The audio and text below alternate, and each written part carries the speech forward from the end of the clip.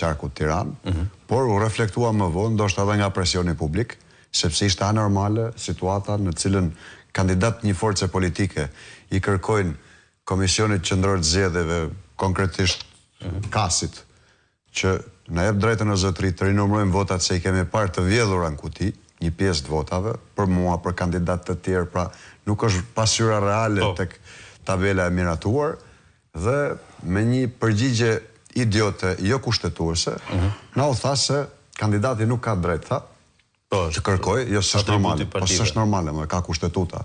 Kushtetuta e Republikës Shqipërisë garanton çdo qytetar i cili preket nga një vendim administrativ apo gjyqësor të ketë drejt të dëgjohet, ta kundërshtojë, të kërkojë apelimin e tij, është kodi i procedurës administrative dhe kushtetuta që prevaloj dhe ky ligj duhet ishte grisur.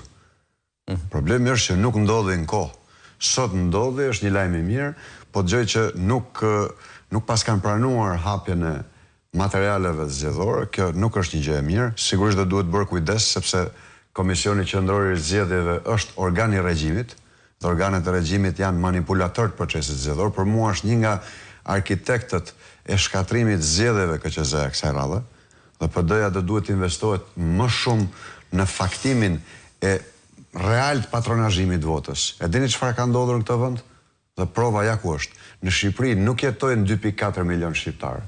Francit duhet të investojnë më shumë të kjo pikë. Dhe përpasoj nuk mund të kemë votuar 1.4 milion shqiptarë. Së dyti, ka një provë shkencore që është zhvilluar në sytë e OSB-ut, Dirit dhe Komisionit Qendror të Zgjedhjeve. 6 muaj para procesit zgjedhjeve, ku vërtetohet se pajisja pej nuk punonte. Një qytetar mund të çekoheshë një karton aty dhe votonte në emër një qytetari tjetër. Pra, mundësia e votimit të shumëfisht, treni bullgar nuk e di sa i sakt mund të jetë, se fleta e votimit ka qenë sa një çarçaf, dhe i bie ta palosësh 20 herë për ta mbajtur në xhep, ndërsa pjesa e votimit shumëfisht është mundësi reale dhe kjo gjendet vetëm nëse merret e koduar lista e zgjedhësve në mënyrë që të bëhet verifikimi çfarë ka ndodhur, Flavio, në të vërtetë. Patronazhimi nuk bëhet më siç e bënin kalecet me bllokun në xhep që shkruanin ky tha këtë mbajti këtë qendrim. E kanë bërë me inteligjencë artificiale. Po, kanë përdorur, nuk du t'i përmend emrin, persona të rëndësishëm të kësaj fushë të teknologjisë për të ndërtuar sistemin e vjedhjes, së dhënave personale dhe mirëmbajtjen e këtij sistemi dhe utilizimin, përdorimin me sukses të këtij sistemi. Kush kujtoni që ne i vollit dhënat personale? Iranianët, po jo më i kanë vjedh vetë. Prandaj çfarë duhet drejtorinë e krimit kibernetik? Bravo, çfarë u duhet? Kush i vollit dhënat e Teamsit? Ai vodhen këta. Tani çfarë vërtetojnë dhënat e Teamsit? Që i madh ndodhet SBA.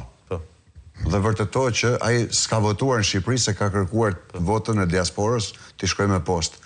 Ku e dim ne, ku e ka garancinë Franci, PD-ja, qytetarët, që nuk i ka ardhur një fletë votimi dikujt në Shqipëri, për sa kohë pajisja pej nuk punon, dhe të votoj, dhe të ketë votim shumëfisht. Të votoj të shkolla Kushtrimi i Lirisë, të Kongresi i Lushnjës, të votojnë gjithë Tiranën. 10 herë një person.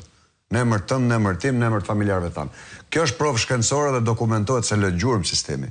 Për mua, vrapi që bëre ajo zonjat e Petronini, te zyra e Braçës, nuk është se kanë shpërndar për mua, kjo është bindja ime, para dhe këto çarçafte mbledh që i palos kanë këta 8 herë dhe bëhet ajo si panine. Jo, janë të dhënat në sistemin e patronazhimit që ndodhen te ata kompjutra. Kompjutrat këta kanë patur lidhje, kanë patur internet qendra votimi, që nuk lejohet. Kanë raportuar në kohë reale këtyre zyrave kush ka votuar, kush nuk ka votuar, i kanë edhe të ndarë me kategori. Lisandri voton Partinë Demokratike, zotëria tjetër PS, nuk i ka ardhur i vllai punon këtu, thirreni me vrap, kërcenoj etj. Ku e dinte PS-ja që X person ka vajzën e tezës në Itali dhe duhet t'i kërkoj votën. Po nga këto dhëna pra, sistemi inteligjencës artificiale, i cili është përdorur për shkak se i është dhënë koncesion dhe para publike personit në fjalë, që është njëri i njohur, është njëri publik, ndërkombëtarisht, ka bërë që Partia Socialiste të ndërtojë një sistem perfekt të vjedhjes së votës Shqipëri. Pra nuk është realiteti, nuk pasqyron realitetin numri 83 mandate, 800.000 vota Partia Socialiste. E kemi parë në terren, kemi qenë fushat. Vërtet është përdorur presion, është përdorur bande, janë përdorur çdo lloj mjeti shtetëror, por në fund ditës efikasitetin në këtë rumpall që quhet zgjedhje, se nuk janë zgjedhje, maskarad, masakër, quheni çfarë të doni, e ka bërë patronazhimi me inteligjencën artificiale përmes vjedhjes dhënave personale të shqiptarëve. Kjo për mua mjafton që t'i gjendet burimi dhe trokitet jo vetëm në Europë, se ky është sekreti.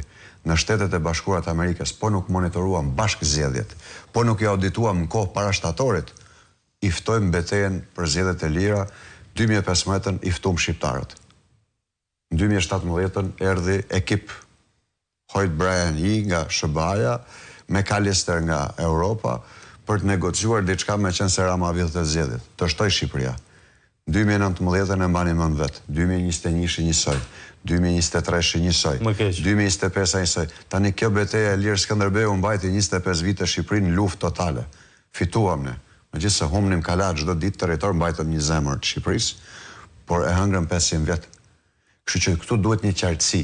Vërtet ka njerëz të lirë që nuk trëmbën, kanë dëshirë të luftojnë regjimin, janë parimor, patriotik, por njerëzit duan realitetin ta dëgjojnë. Kush është realiteti? Kemi fuqinë politike ta përmbysim këtë qeveri që ka vjedhur votat? Po, jo.